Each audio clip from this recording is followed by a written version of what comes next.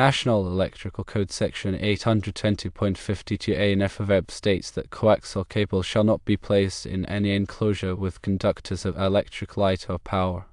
National Electrical Code Section 300.3 states that all conductors that occupy the same enclosure must have an insulation rating of at least equal to the largest voltage applied to any conductor in the enclosure.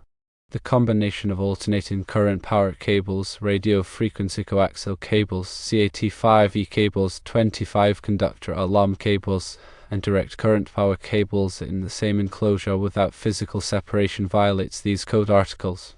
To resolve this, the alternating current power cables must be physically separated from the other cables in the enclosure. This can be achieved by using one of the following methods. Firstly, installing the alternating current power cables and conduit or another suitable barrier from the point of entry into the enclosure to the alternating current panel. Secondly, enclosing the alternating current power cables in a separate compartment within the enclosure that is sealed off from the other cables. The alternating current power panel should be bonded to the enclosure to ensure electrical safety. The enclosure should be well ventilated to prevent overheating of the equipment. The equipment should be installed in accordance with the manufacturer's instructions.